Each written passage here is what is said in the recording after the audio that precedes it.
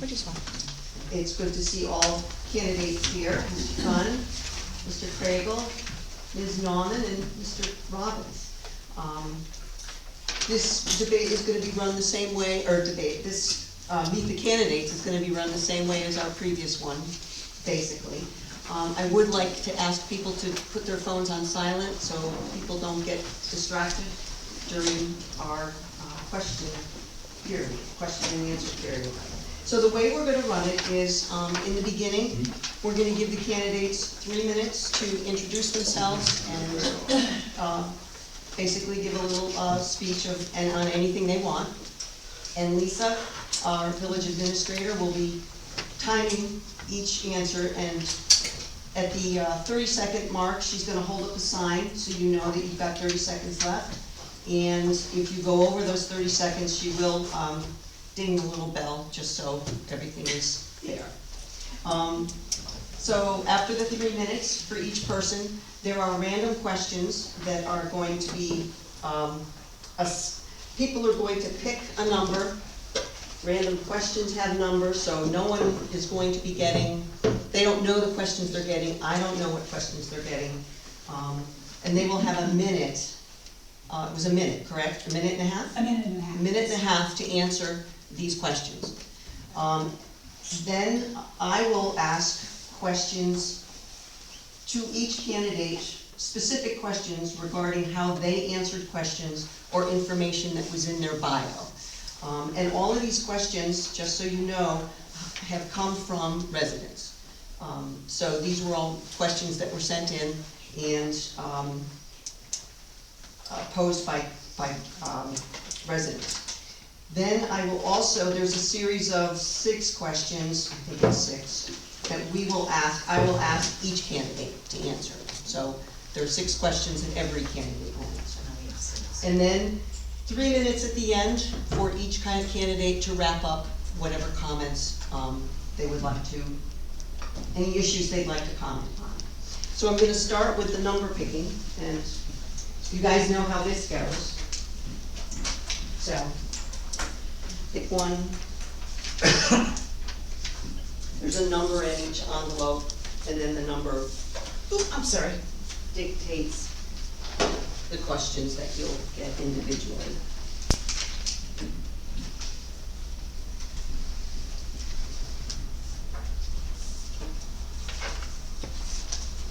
Thank you for not doing that. Yeah, little improvement in the process. Yeah, we learned, Okay. Feel free to open them up and see your numbers. We like Wait a minute. Doesn't have to be. last time we got. Wait a minute. 4, 3. Last time we had. Okay, so, Mr. Stephen Gunn, I will start with you. You can have your 3 minutes of introduction. Thank you very much. Seems like I get to go first each time. You don't have to if you don't want to. Thank you, Mayor. It's perfectly fine. Good evening, everybody. I know just about everybody out there has already seen my bio. You had an opportunity to hand it out in the lobby. I know some people didn't take one. With that being said, just about everything about me is in that bio, and just about everything else is in the write-up that I did prior to the bios being sent in. So, with that being said, I want to tell you something that's not in my bio. And I kind of did this last week, but this is going to be a little bit different. What I can share with you the fact that I've had rescues all my life. I can share with you the fact that in the last 20 years I've experienced a significant amount of fatalities and traumas and things of that nature. But with that being said, what I want to share with you tonight is my look on life. And I brought this specifically. I want you to picture this as a century, 1969 to 2069. This is my lifeline, 100 years. Today, I'm 56 years old. So I'm going to take a little bit more than half, because nothing I can do with that will make a difference today. Does anybody know what the average lifespan of the male is in the United States? Too short. 75.8, 80 win for women. So we're going to take 75 from 56, 25 years. I had 25 years to make these the best years of my life. And I'm hoping that I can be a part of your community and help you out by doing that. That's what I want to share with you today. Thank you, Mayor. Thank you. Mr. Craigle? As Steve kind of alluded to, everything that you should know about me is in my bio. Nothing has changed in the last week.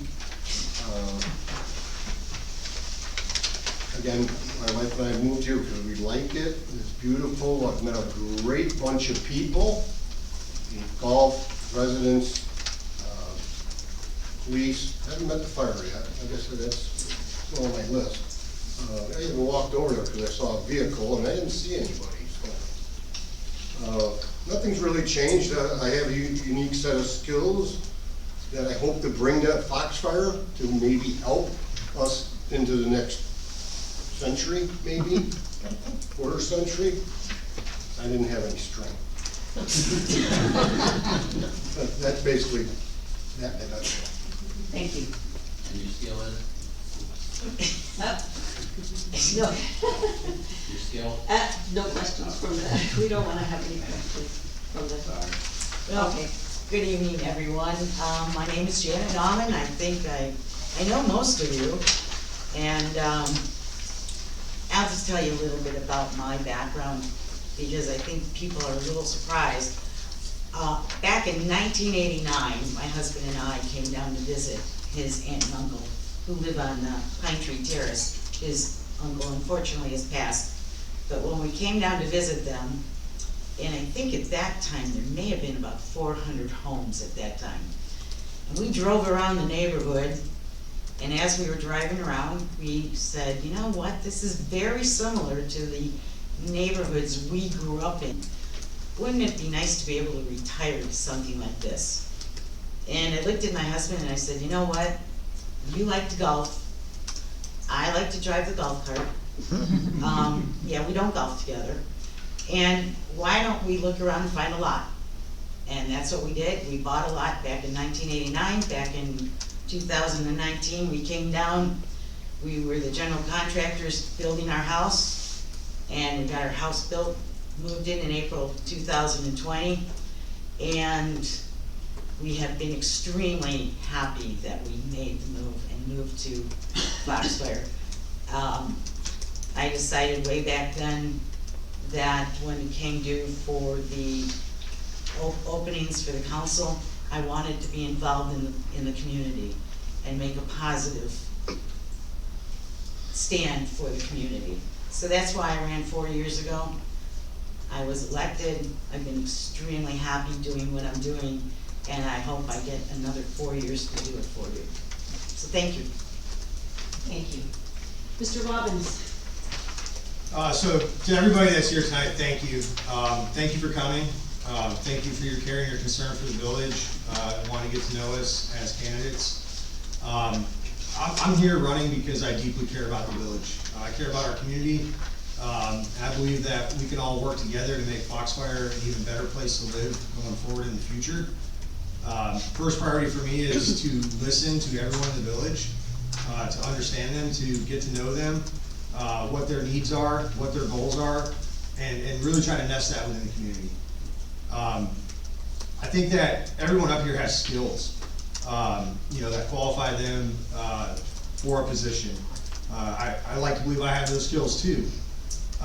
There's a secret exponent that kind of multiplies skills, and that's care factor. I have high care factor. I care deeply about this place that we call home. My wife and I were brought here by the military 20 years ago, but we chose to make this forever. Long-term investment here. We have small kids at home, they go to school here, and we are deeply involved in our community. And we want to see it for the long term to be the best possible, and welcome in new people and keep people that have been here. And make it a place that everyone will always be proud of and always want to call their home. So thank you. Thank you. Okay, we'll start with Kevin Robbins. Can you pick a number out of your Number 8. number 8?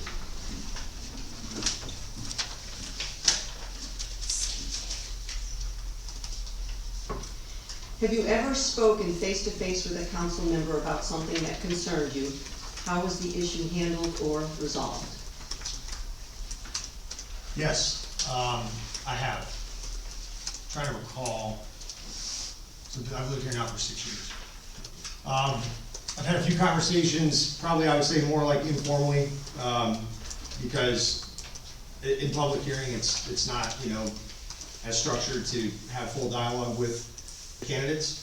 And so the only time that I would say had a conversation with someone on the council that was more than, you know, public comment, I can recall once or twice.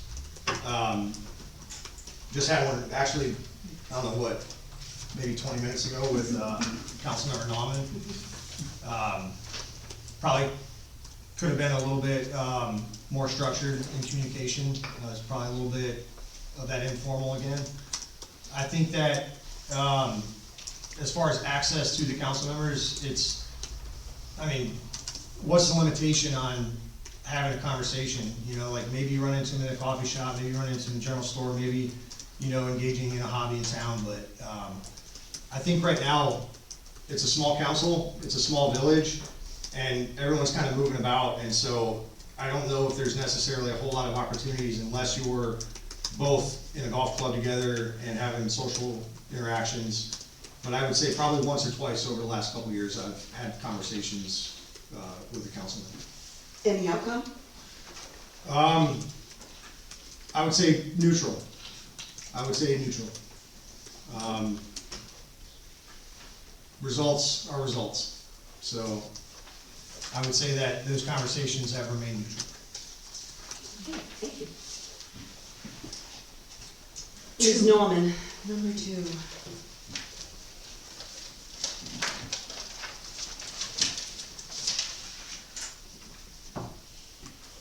How would you balance your council responsibilities if your availability is limited?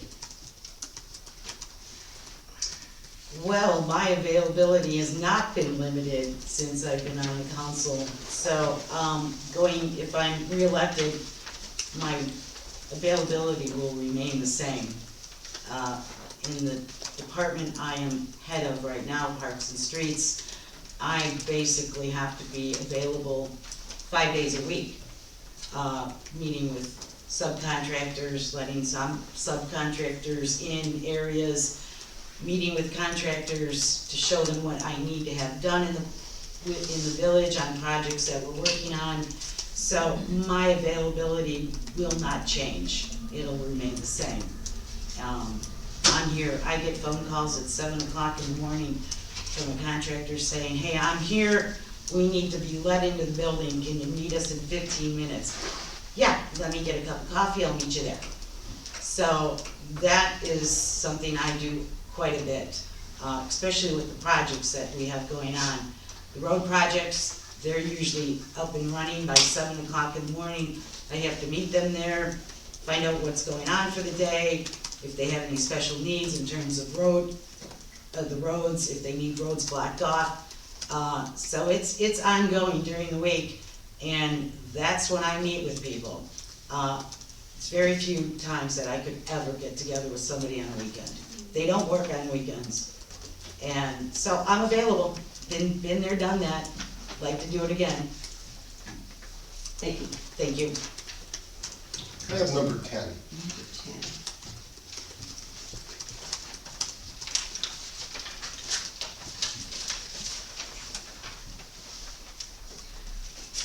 What experience do you have working in a municipal government? 36 years in water and sewer. I retired as the assistant superintendent of water wastewater. Started my career as a lowly street part-time employee, hired as a meter reader, and ended up, like I said, as assistant superintendent. I've worked on budgets, I've maintained budgets, I spent their budget, I saved their budget, I went over budget. It's just how government works sometimes. I did 20 years as a paid-on-call fireman, responded when I was allowed by city rules to go. It's not a glamorous job, but it's a very secure job, and it fed my family of 5. And I was able to retire in 2016, I guess after 36 years, and we moved here a little over 5 years ago, and we love it here. Thank you. Thank you. Mr. Gunn?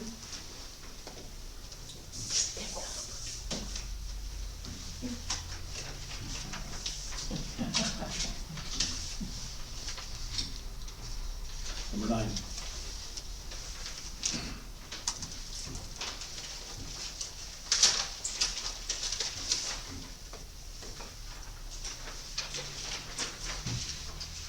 If you believe that recent growth in the village is causing issues, what are your plans to address them? Do you support a temporary moratorium on building? And if so, how would you justify and implement it considering state statutes controlling moratoriums? Great question. We do have a growth coming. I had mentioned last week that I am an advocate of growth, but not, I won't support change and growth just to support change and growth. We do need to control it in some way, shape, or form. However, given the fact that my understanding is once a contractor owns a piece of property, can't legally stop him from building. Perhaps consideration, as we do already, with square footage restrictions, land restrictions, there need to be potentially other restrictions that may have to go into effect to just try and ease the pain and ease the burdens. I don't believe we can actually stop them. I do know that Taylortown, I believe, tried to do a moratorium and the government shut them down. We need to work together and get a compromise so that it doesn't, so that Foxfire doesn't, forgive me, I love the place as much as I can, I don't want this to be Pinehurst. I don't want this place to be Aberdeen. I want this place to be Foxfire. And I will support change, but not just for the sake of change. And we will try our best to try and ease into the next century, next decade. And that's all I can say about it. I don't have any further interest in it. Thank you. Thank you. Ms. Norman? Oh. I'm mixing it up. Oh my gosh. 3.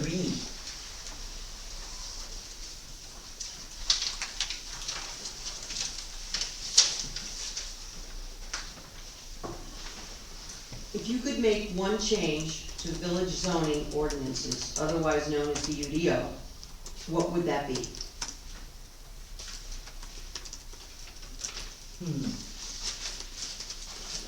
That's a tough one because I can't think of any changes that I would make right now. I'm pretty happy with the ordinances that we have in place. Prior councils have done a good job creating ordinances. I think our council has come up with ordinances that are appropriate for the village and the growth that we've had. You know, can we look at ordinances as we go along? And I think we've done that. But as of right now, there is a reason we have ordinances in place. We want to keep our village looking good. We want to keep our property values up. If we keep changing and what's the word I'm looking for, not abiding by our ordinances, our community could go downhill. There's a reason that we have the ordinances, and we spent a lot of time with those ordinances to make our community look the way it is. And as we grow, and it's probably not gonna be as big as most people think, we have about 250 lots available in this community, and not all of those lots are buildable. So we're looking to add approximately 2,000 to 2,100 people in this community if all of those lots were built on. So we want to keep the community looking the way it is, throughout, so it stays looking good. And we've got ordinances, and a lot of them apply to the village properties themselves. And there's a reason that we've put in specific ordinances for those properties. As we've grown, we're looking at more and more issues with liability. So many of the ordinances that we've put in place regarding the village properties have to do with liability and the liability to the village as a whole. My background is insurance. And when we have more and more people that want to sue anytime something happens, we have to be cognizant of the fact we're looking out for the village. And with that, I'm done. You and your bell. Mr. Robbins? Number one, Don't have to look far for that. As a Foxfire resident, how many village council meetings did you attend in the last year? definitely more than 10. I would say less than 20, more than 10. I can't give an exact number, I've been to quite a few. I started to go to more, I would say, in the springtime, because I was on the fence, wondering if I was going to go into canvassing. And so I wanted to kind of feel things out and get a pulse check on, what was going on. And so I started to up the frequency of attending meetings, to kind of just validate things that I was getting through, social media and reading on the webpage, and things of that nature. I would say pretty much from the, late spring, from, I would say, May onward, at least 1 to 2 per month. And other meetings too. I went to a couple with the planning and zoning, to see what was going on with planning and zoning. And really just kind of gather more perspective on the current status of the village. So a dozen's probably a fair ballpark for this past period. Okay, thank you. Mr. Gunn?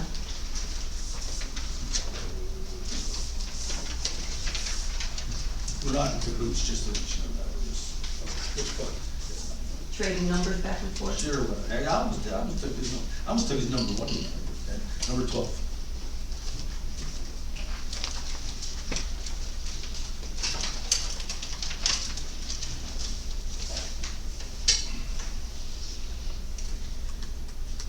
What is the most important challenge to the village in the next 4 years? Do you have any thoughts or suggestions on how to meet this challenge, in your opinion?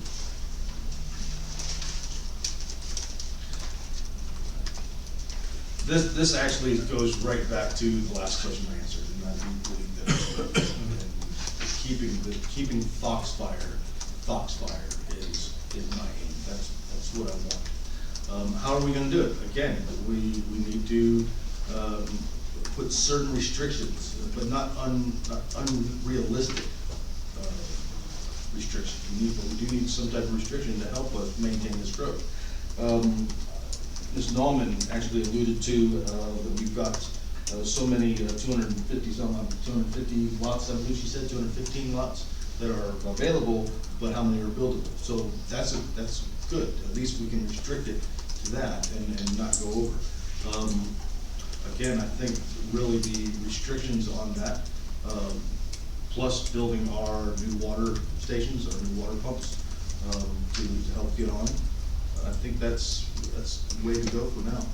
There's not a lot we can do. That's our biggest challenge is going to be the growth. Thank you.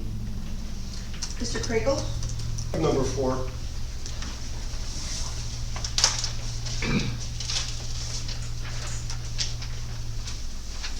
Can you highlight a positive outcome from the village council and explain how you'd improve it further?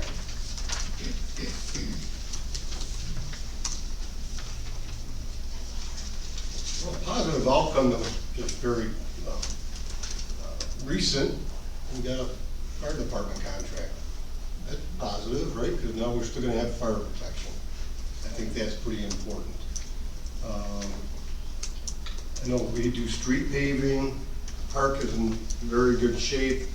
I've stopped by the pool on the way here, I saw people working when I was on number 17 today, so it seems like that's being done, or getting ready to be done. I saw a father and daughter playing pickleball in the pickleball court. But like I said, I'm gonna go back to fire also a little bit, because being a fireman, I'd like to know what we're getting for our money. You know, I don't know what that is. I mean, I stopped down at the main station, I don't know if that's number 1 or 6 or whatever they have. I met with some firefighters, very nice gentlemen, told them who I was, where I'm from. They have some unique fighting equipment, firefighting equipment, stuff that we wouldn't necessarily need in the town I came from. Like, you wouldn't need a 100-foot power ladder here. So that's a positive. I'd like to get, like I said, I stopped there, saw the guy, never saw a chief. I don't know if he's supposed to be there 24/7 or on duty during the day. I have no idea what our fire department does. But getting a contract is a positive thing that the village has accomplished. Thank you. Thank you. Ms. Norman? 5. My lucky number.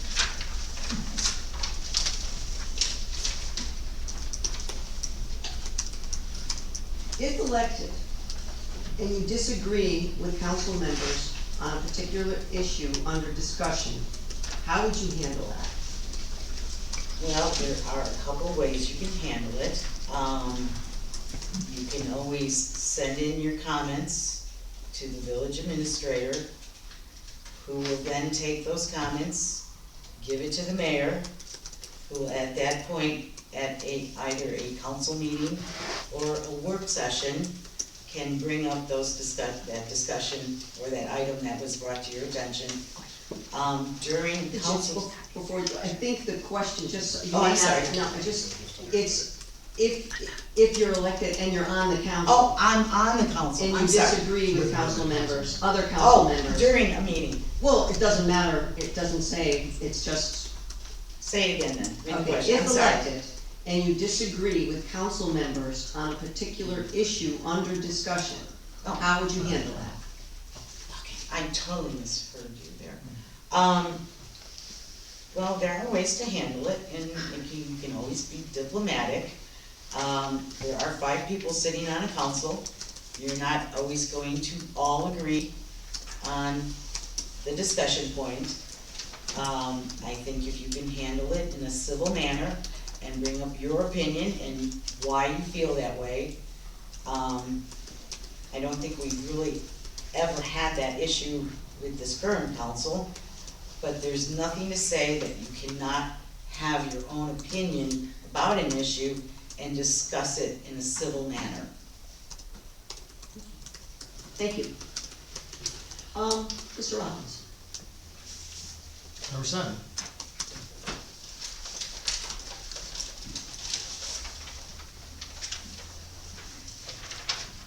How do you feel about raising the park department budget, focusing on providing more amenities? If so, how much money should be earmarked for such projects, including legacy costs? I think that the park is wonderful. I think it is, you know, one of few things that we have here. You know, it's, I can count on one hand what we have here, you know, for the community. So it's important to take care of those things. But I couldn't make a decision right now about the park situation without prioritizing towards the water and towards the fire department. Those are critical, no-fail things that this village must have at all times.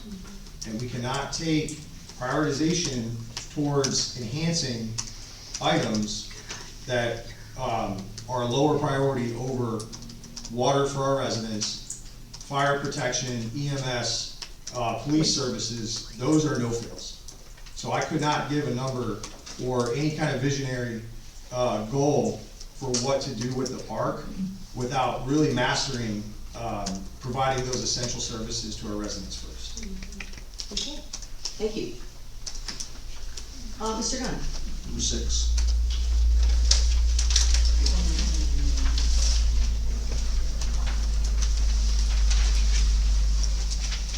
If elected, so you're on the council, okay? Okay.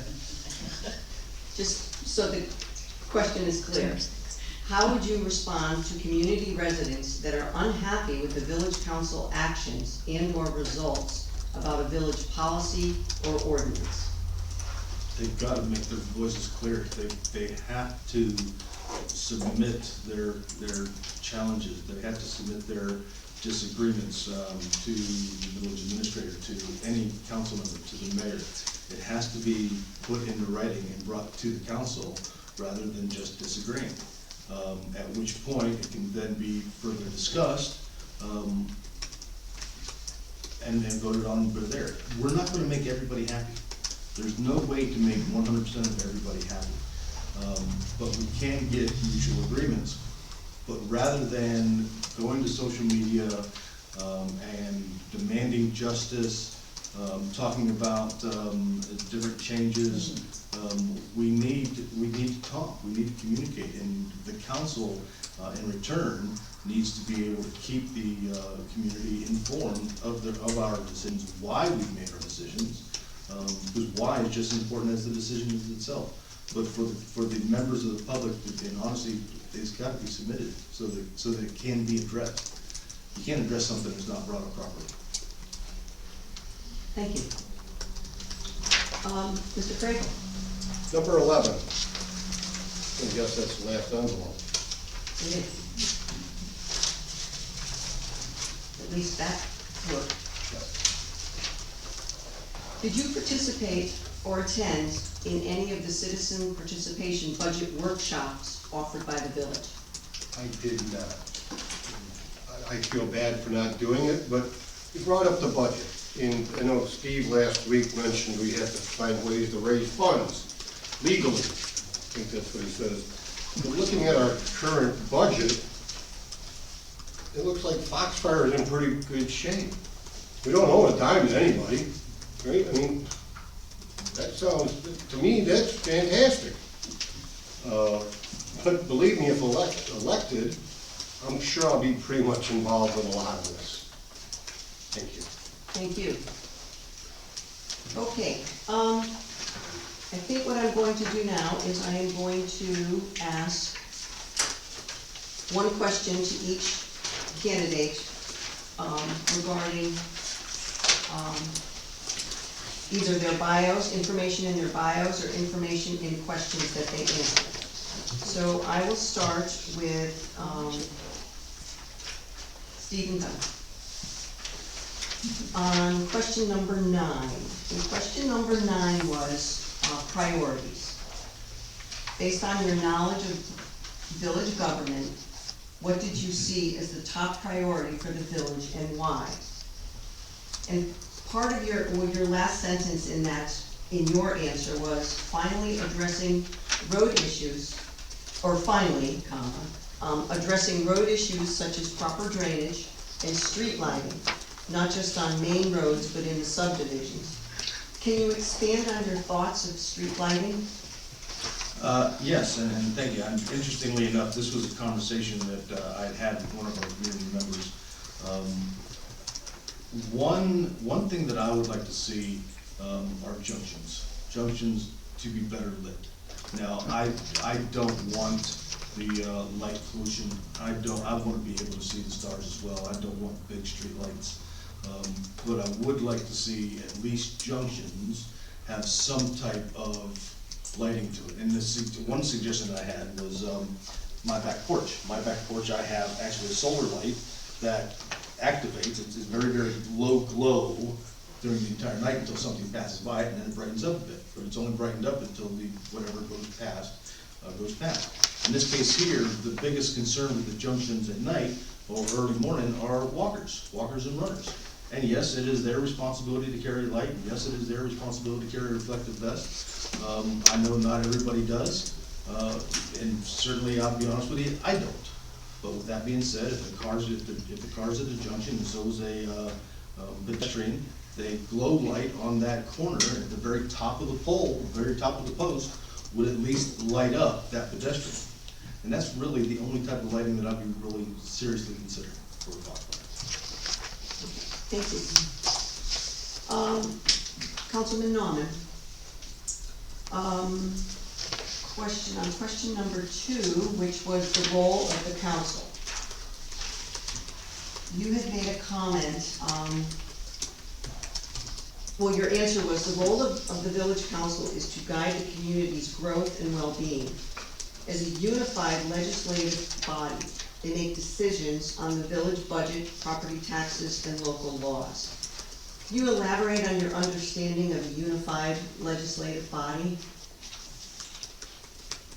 Well, basically, it is up to the council to make key decisions regarding the budget, property taxes, the local laws, and ensuring development and infrastructure and services are met for all the residents. We basically are the oversight for the whole village, and that includes all the demographics of the village. It's not just a certain few. You know, when we're looking at, you know, people are saying, well, let's raise taxes to do this. Well, what we really look at is, what are those taxes going for? And let's look at the demographics of our village. I would say about 75 to 80% of our demographics in this village are over 60 years of age on fixed incomes. So you don't automatically want to say, yes, let's raise taxes. We look at if we have projects in the works, and I'm going to give an example. 2 years ago, they brought up they wanted park equipment, playground equipment for the park. We had just finalized our budget. I went and looked at the park equipment. We realized I brought in someone from the insurance company, their liability specialist, to look at our park equipment. We had to get rid of the slide. It was a liability. And we budgeted for the next year for park equipment. So as a board, we look at everything that encompasses the village, whether it be whatever projects need to be done. So getting input from residents, we take that into consideration. If people have suggestions, we want to hear them. I don't think we hear enough from residents.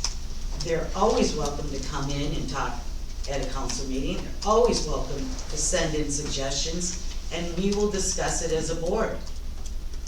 And that's basically part of what we do as a council, is ensure that, and I got 30 seconds, everything that we can do for the village. And I guess I'm out of time, so I'll stop talking. Thank you. Mr. Robbins, question number 6. Budgets, policies, and experience. Basically, you made a comment in your answer saying that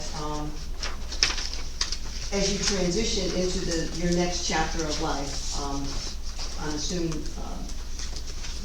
retirement or not working in the military. It says, with my upcoming retirement, I now have time and availability to fully dedicate myself to serving on the village council. There's two questions actually. What is the scheduled date of your retirement?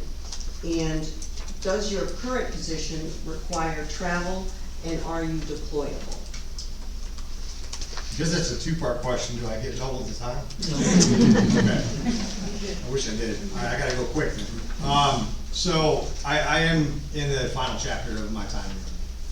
And with that does come a lot more space for me to take care of me. There's actually quite a few retired military that live out here that I think understand that. I'm no longer the young guy that has to put in the 12, 18-hour days all the time, because I am retired. And, you know, they give you time and space to work through that process, and there's a lot that actually goes into that. It's pretty significant.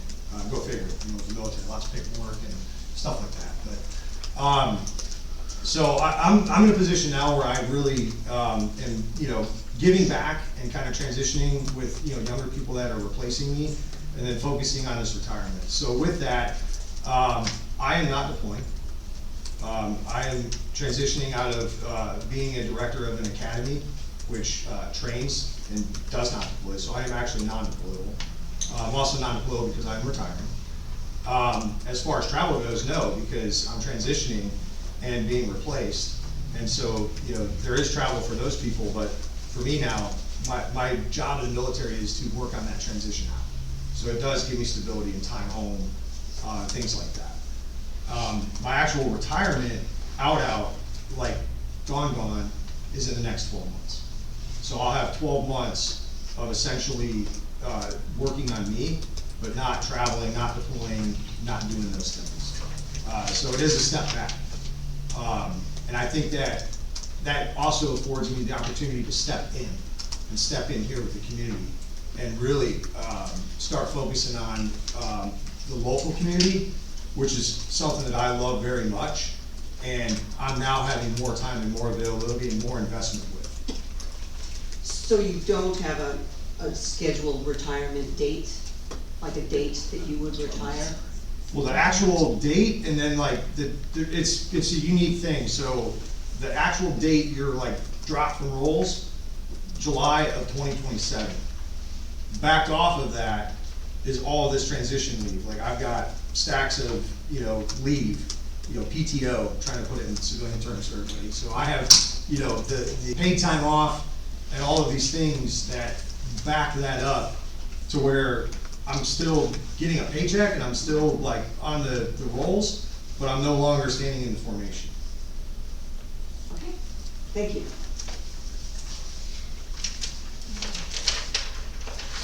Now, we've got 6 questions. It's be a minute and a half, so we're almost done, that each candidate is gonna answer.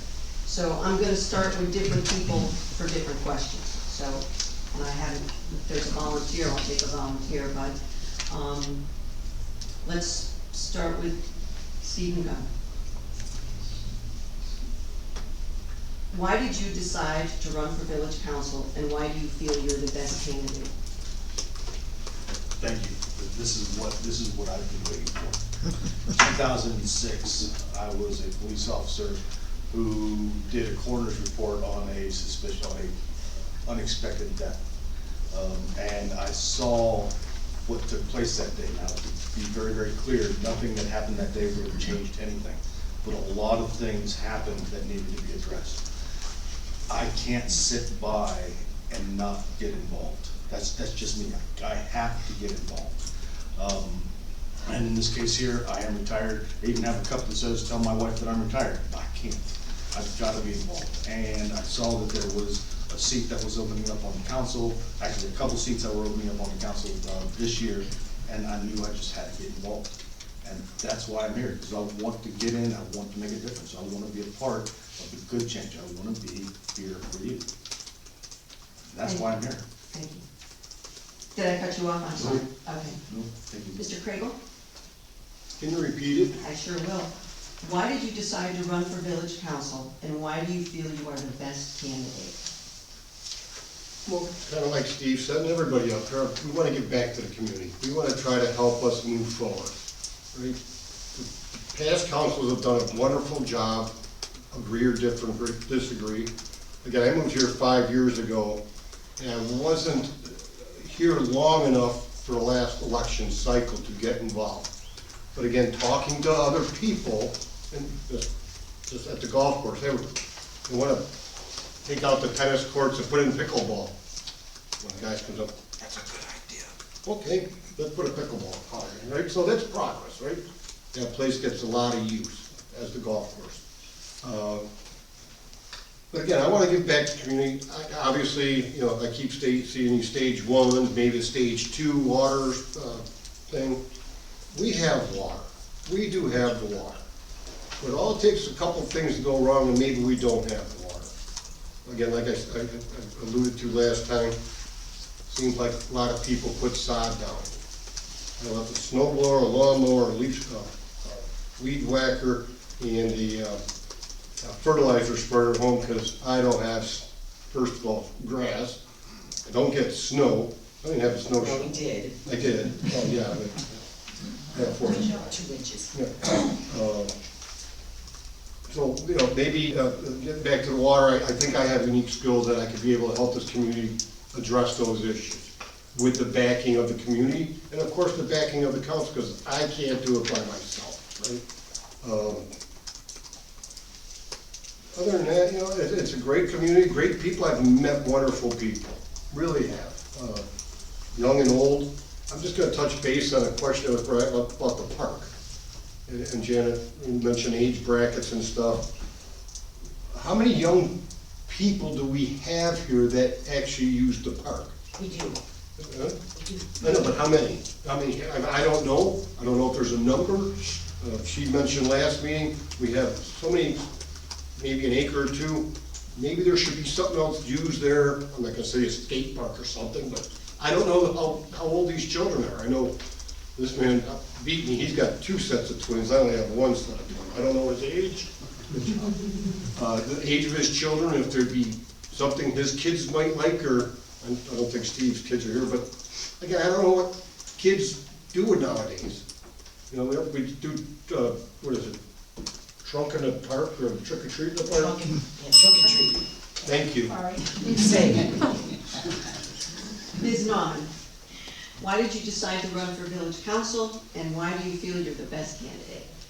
Yeah, 4 years ago, they put out an email saying they were looking for people to run for the council. And I, being retired and being a type A personality, I went, you know, this would be a great thing to do, to keep myself busy, get myself involved with the community, get to meet people. And I said, I can do this. And what a great way to get involved in the community. And it was funny, when I did get elected, the first thing I said to the mayor, I whispered over, because the mayor gets to pick who gets what department. And I whispered, I want parks and streets. Because I had already identified about 5 projects that I wanted to work on. That I wanted to work on even before I got elected. And the first one, obviously, and some of you may have known this, was the park trails were a mess. You couldn't even walk on them, basically. So I was so excited when I did get elected to get parks and streets. And really, it was just to get involved in the community that I was gonna be living in. I had never had the time, because of my career, to get involved the way I have been able to get involved here, because I was working all the time and I was traveling. And when we moved here, being retired, I said, this is perfect. What a way to get involved and make a difference in the community I'm living in. And that's why I ran, and that's why I'm running again. And that's why, you know, I've accomplished a lot in the 4 years that I've been on the council. And I've got like 5 or 6 more projects that are waiting to get done. And that's why I want to get elected again, to get those projects done for the community that I am living in. Thank you. And just for the record, I was not the mayor at the time. Just wanted No, to she know was not. that I It was was not the someone mayor at the else. time. Mr. Robbins, why did you decide to run to village council, and why do you feel you're the best candidate? So I actually ran 4 years ago, and it was very similar, you know, for sake of time, because I gotta hold it. You know, we got the email saying, hey, Ditto. the current council is not seeking re-election, and there was a concern that we were not gonna have a governing body here in Foxfire. And I was in my first year, and just built my home, just moved out here with my family, and immediately had a call to duty, and was like, oh my gosh, like, we just moved here, and like, the council could get dissolved. And so I threw my name in 4 years ago, and was willing to sacrifice and step up, because I was fearful at the time that, you know, there was gonna be a loss to the village body if we didn't have, candidates for the election. I was not elected. I did not lose sleep, I was actually happy because there were so many other candidates, that did step up. And so I went back to, you know, my normal life, with a sense that we now have a council, and, you know, there was like 12 of us that ran last time, so it was actually more than expected. Going in this time, I had 4 years to kind of sit back and assess what's been going on over the last 4 years, and thought that I could take things into a better direction with the growth that's coming in, with the younger demographic that's coming in, lots of school-age children here, lots of working families. The average age of a resident Foxfire is 38 and a half years old. I'm 40. That is in the 2023 census data that you can absolutely research and fact check me on. I am the closest thing to the average age resident here in Foxfire, and there is growth here. And we need to understand that growth, and we need to pace with that growth. Our infrastructure needs to be the pacing item to the growth, not things coming in here that then the infrastructure has to react to at the burden of the current residents. That is why I'm running, because I think that we must prepare and set conditions for growth, not react to it, and it should not burden our beloved residents that currently reside here in Foxfire, who I deeply care about. My number one planning factor will always be to align best outcomes with the current residents of Foxfire. Thank you. Thank you. Next question. And I'll start with Mr. Craig. Foxfire is a nonpartisan municipality. If elected, will you be able to keep your political viewpoints out of any council decisions, any council decision-making, and how? Well, first of all, absolutely. I mean, no matter what our political views are, I believe even both sides have the same goal. It's how we all get to it, right? You can't be doing this to get to the same goal. Unfortunately, that's happening in today's world. There's a thing my mother and my father once told me. He goes, never mix politics and religion, ever. So I try not to bring it up. Occasionally it comes up at golf. Some people are very passionate about it. I try to take a middle of the road attitude towards it, because everybody's got their own views. I mean, it's just the way the world is. But yes, I can keep my views from maybe Steve's views or Kevin's views or Janet's views, whoever, and work for all the views of Foxfire. One side or the other side, all their views count. Thank you. Thank you. Mr. Gunn? This question was asked of me the other day when I was at the Fox Brew. A lady came in and spoke with me. One of the first questions was, what political party are you associated with?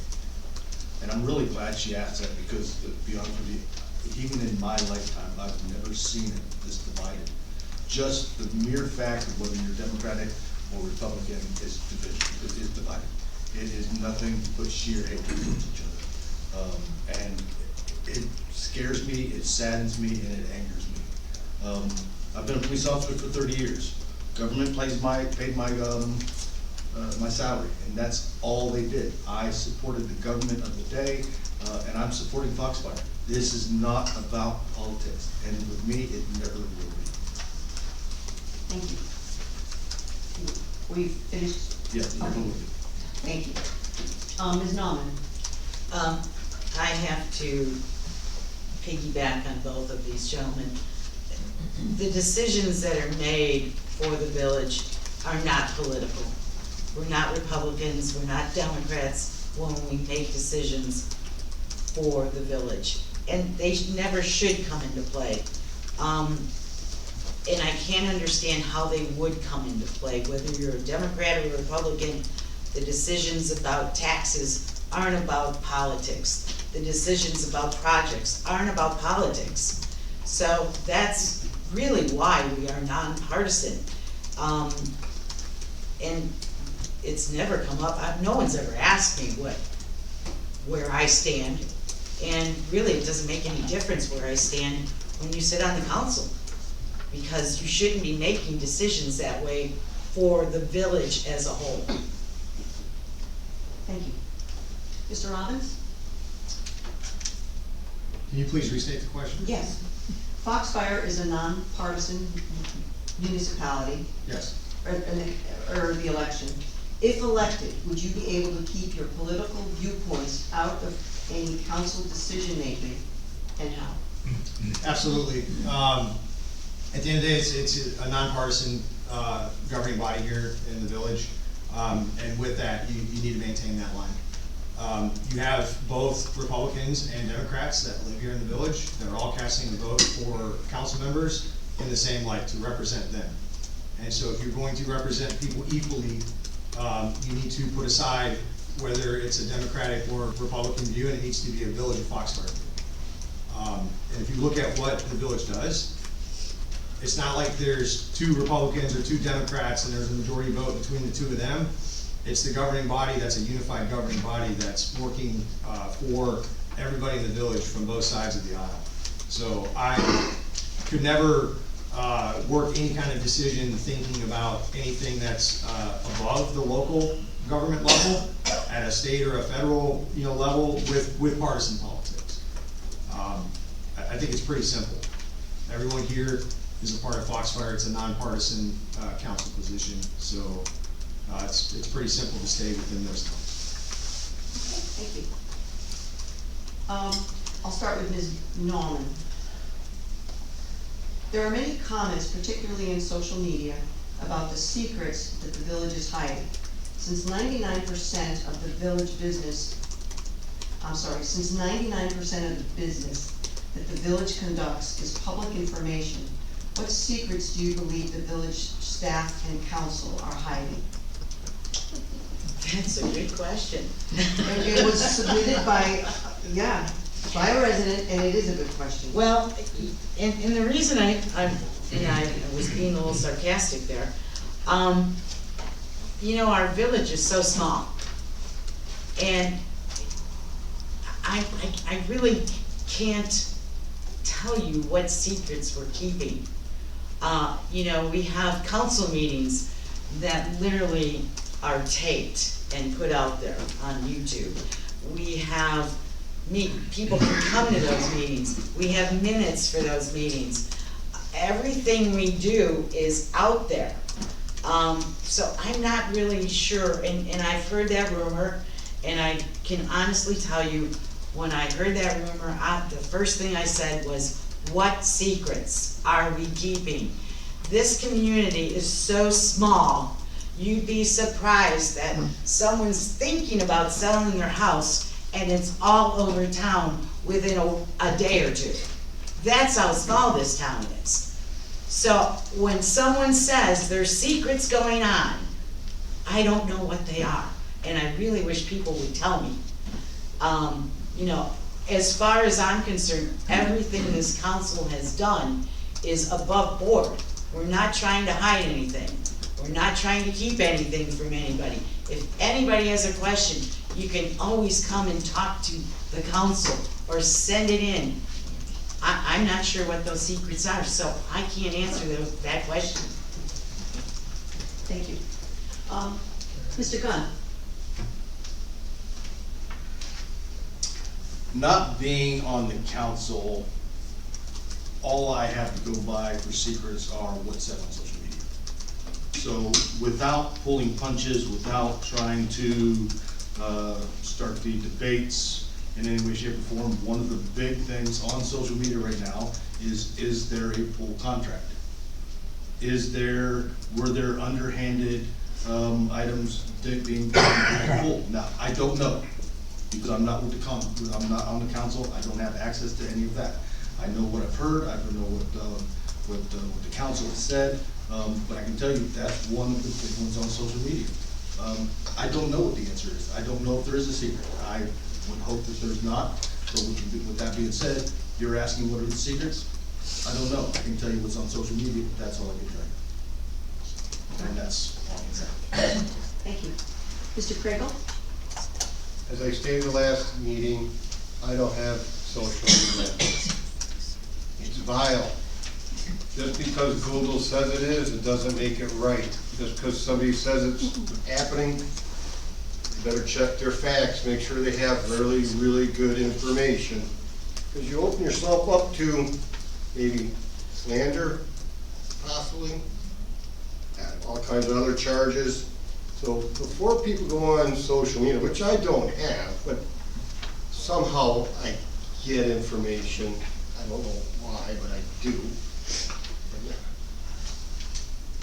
It's not all true. Anybody can start a rumor, and that rumor goes and goes and goes. The next thing you know, it's a mountain of rumors. If you have facts, please state it. Bring them to somebody. If you think it's illegal, bring it to the police. If illegal's illegal. And barking on social media is wrong. I don't like it, personally. Thank you. Thank you. Mr. Robbins? Do you want me to repeat the question? I know it's No, been a while since it's been I asked. had that question in my head the entire time I was writing. I think that if information is not accessible and it's not transparent, it can be perceived as secret. I think that right now there's information access problems that then create concerns across the village that things are secret. The pool contract was already mentioned.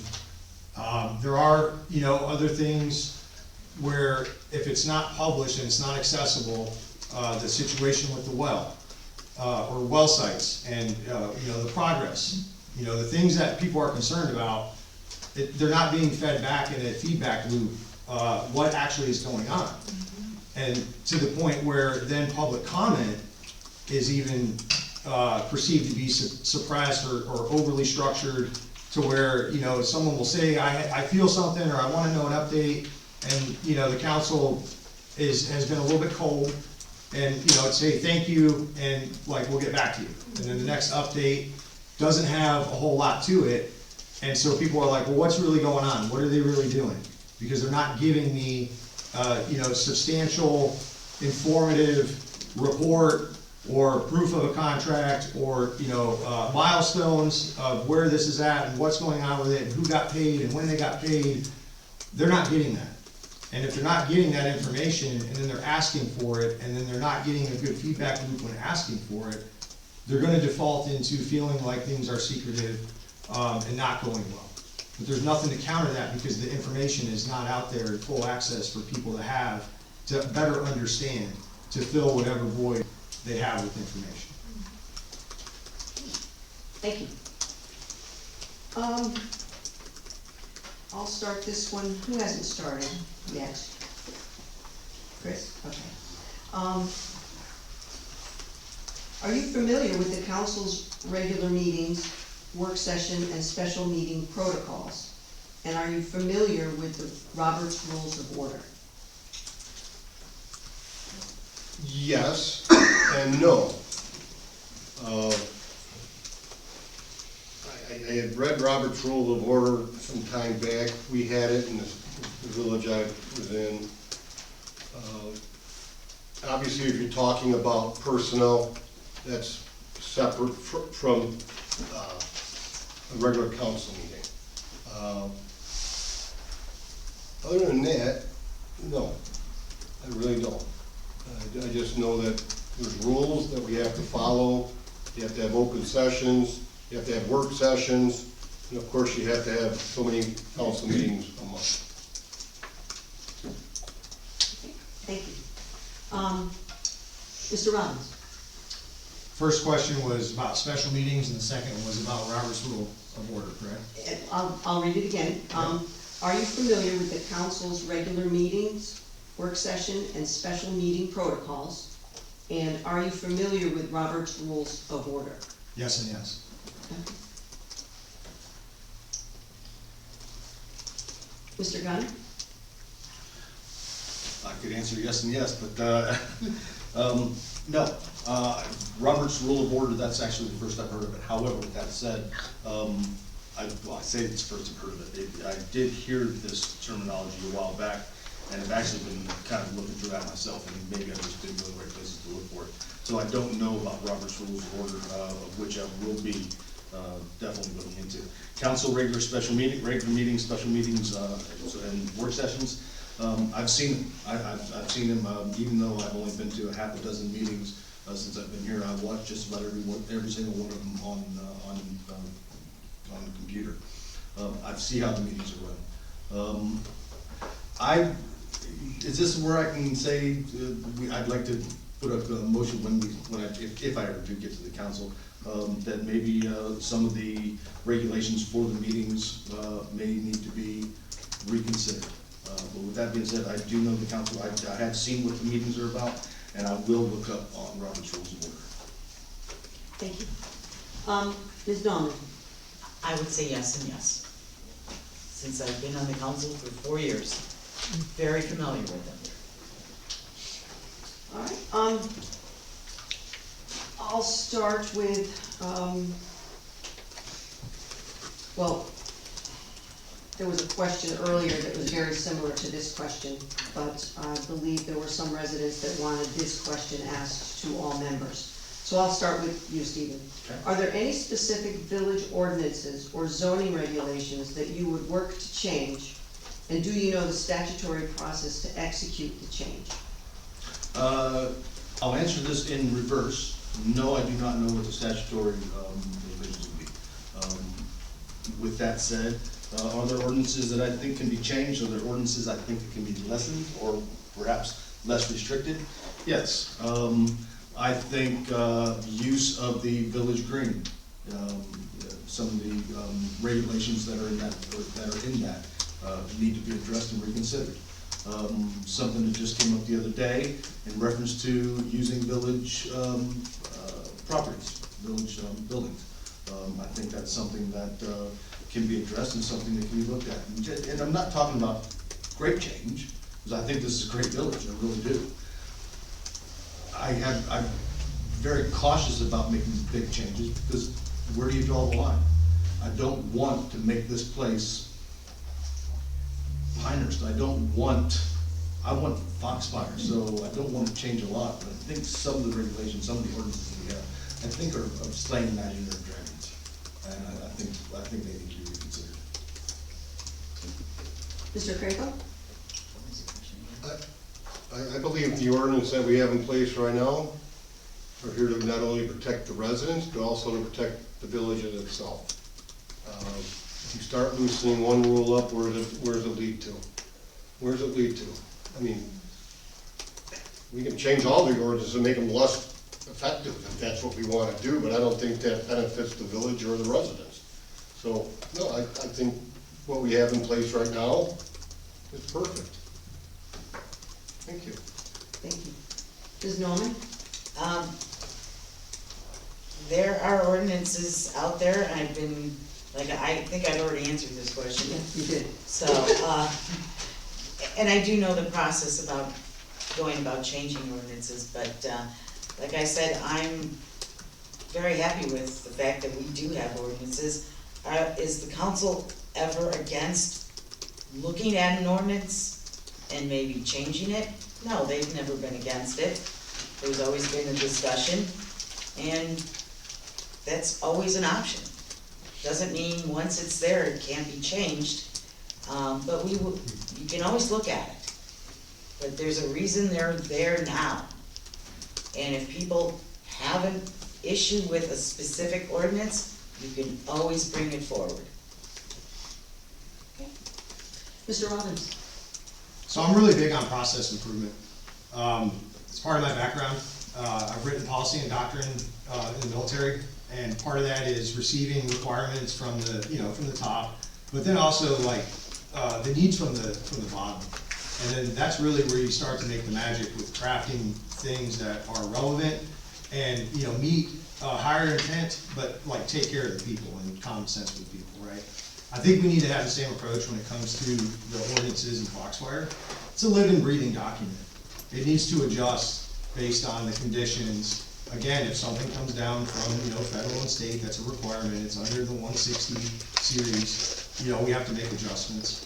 because that's a requirement. But then we also have to consider our people, because we do have some leeway within the one city series as a village, to codify, how we actually apply or interpret some of those things, working through, the lawyer to make sure it's not violating the law, it's within the spirit of the law.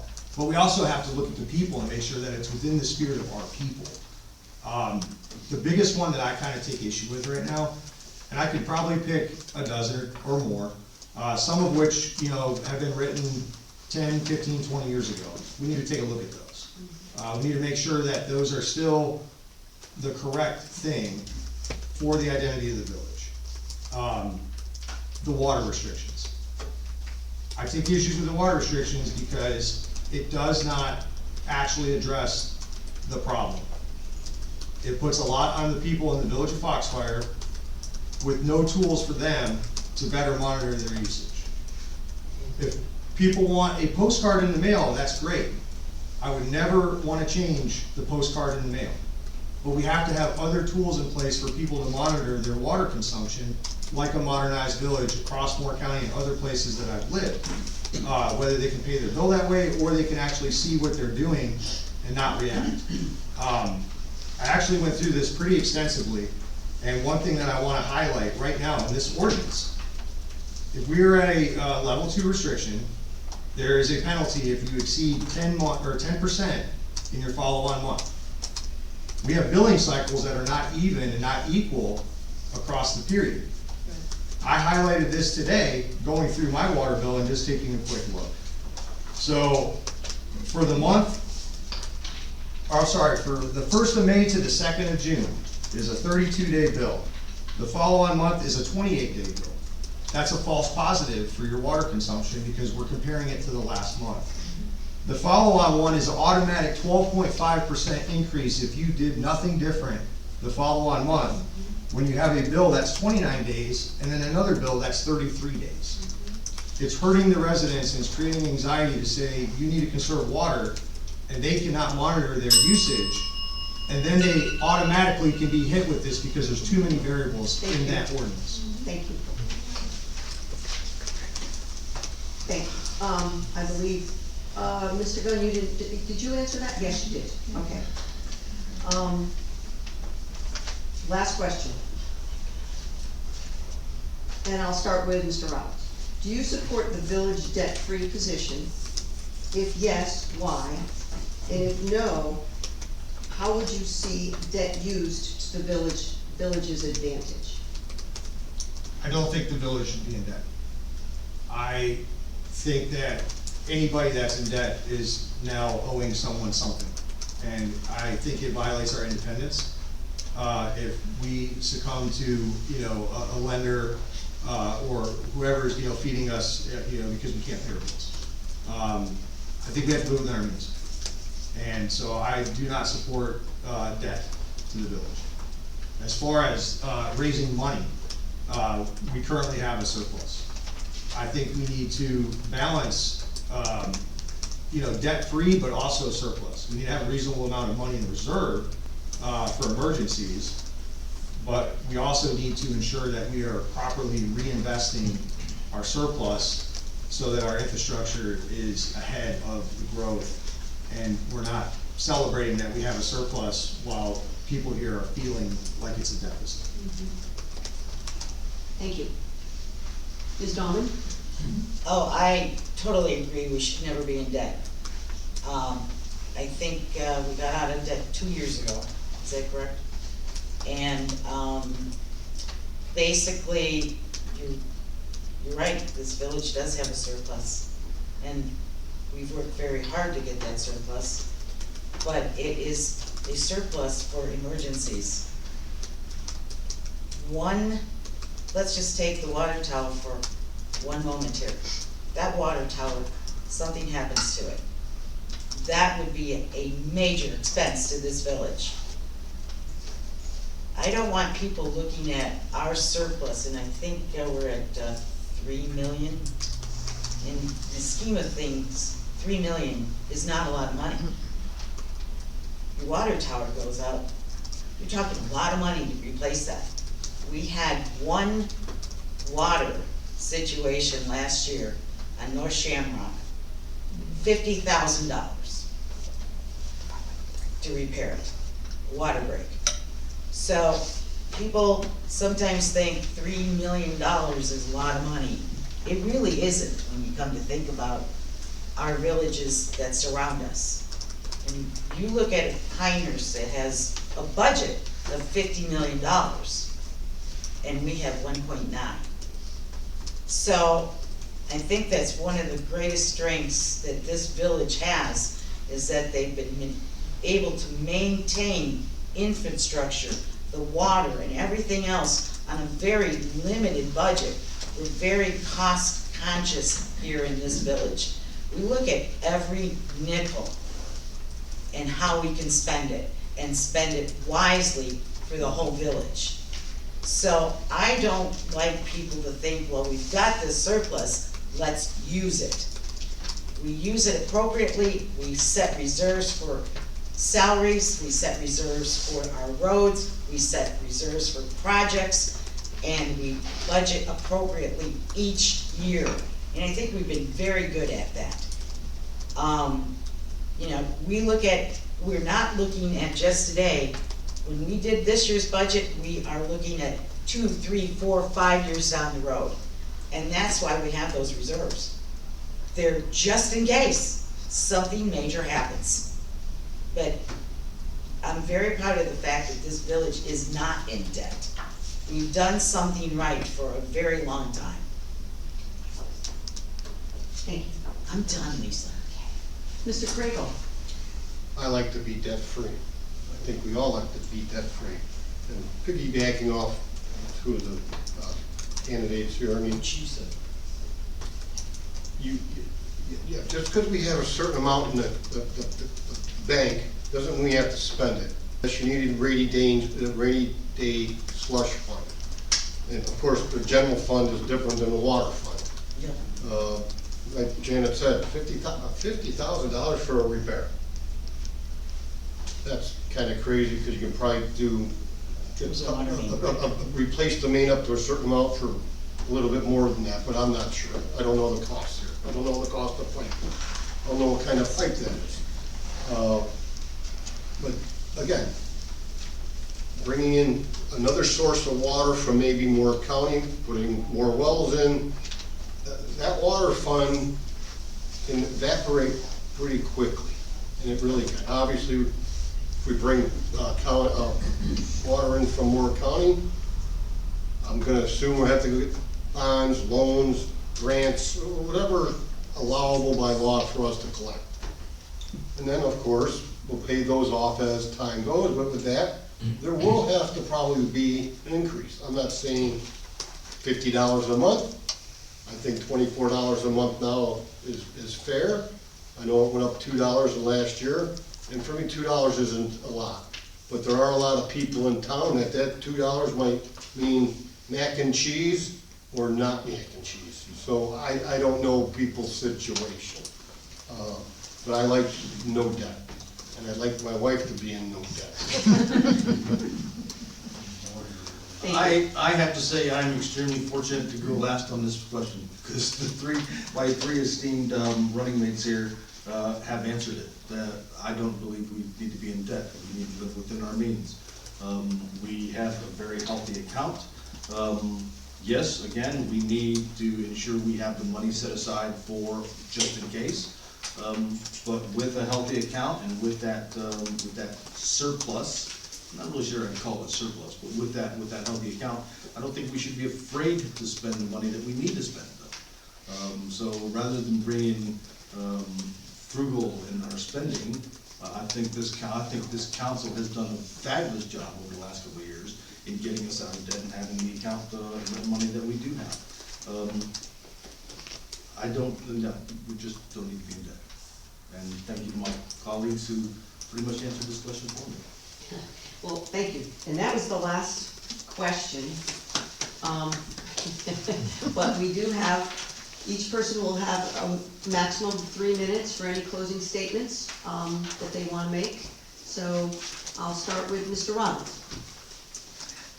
So I let in with a care factor. And I wanna end with that care factor. I really have high care factor for everyone in this village. And I am a long-term investment to this village. We will be here for a very, very, very, very long time. Our kids will grow up here. We are nested in with the elementary school right down the road.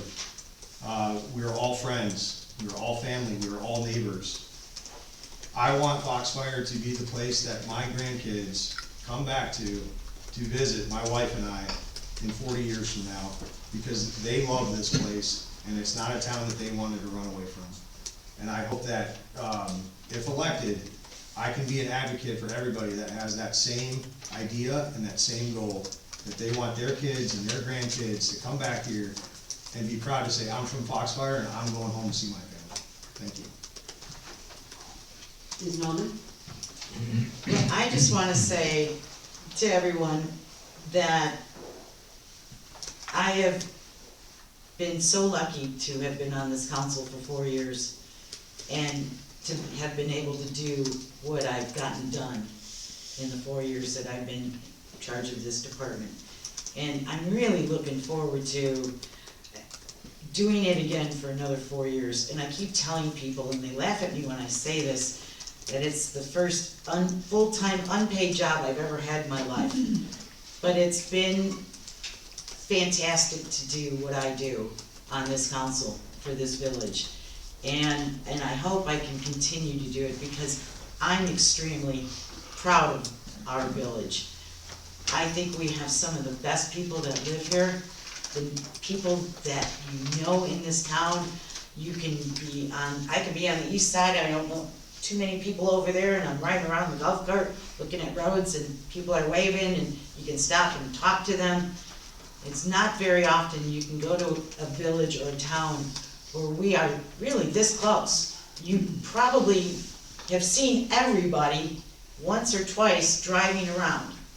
This is probably the best town I've ever lived in terms of what we offer and the people that are here.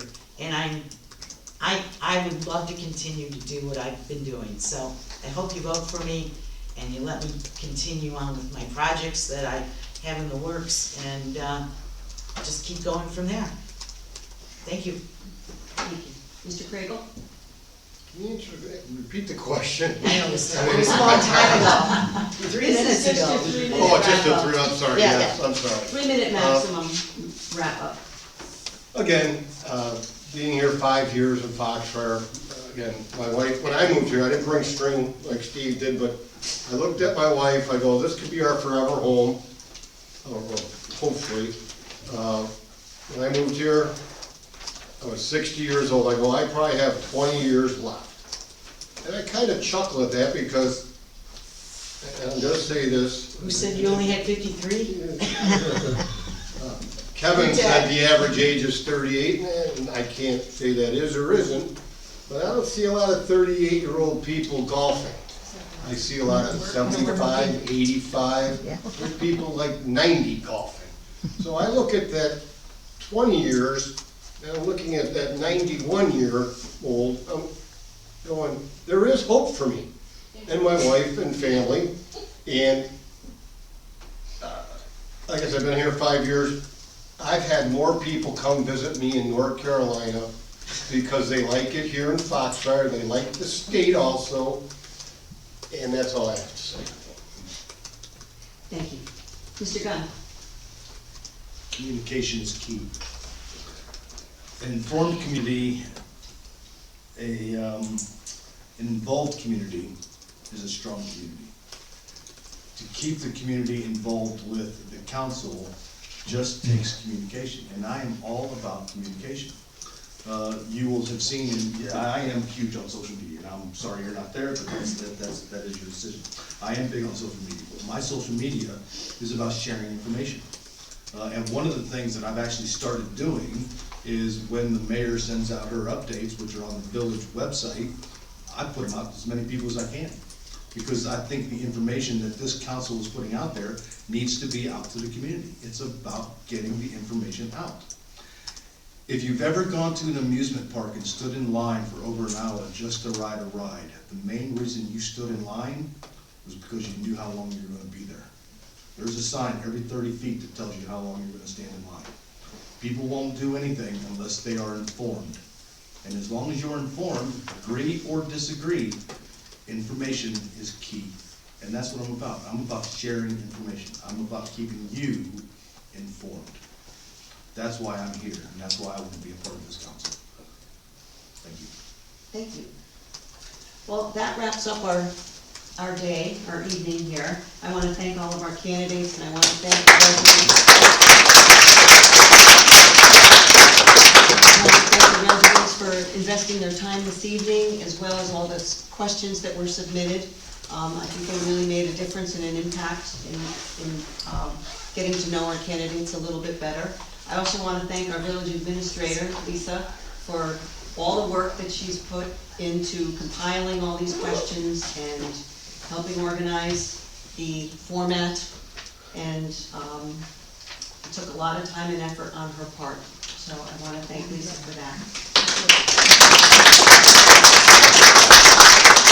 So don't forget to vote. There is going to be a person, Darlene Straub is going to be on our ballot, but she has withdrawn from the race, so I just wanted to make that quick announcement.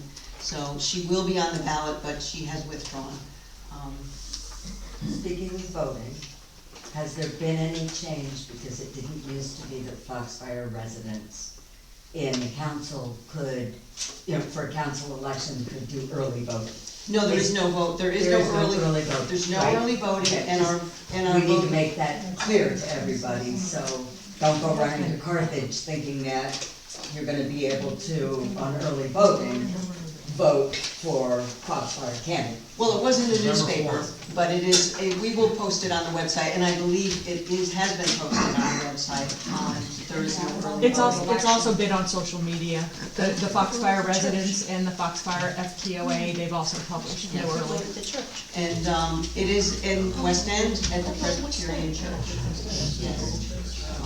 It's right on 211. So I want to thank everyone, and make sure to vote. If I can,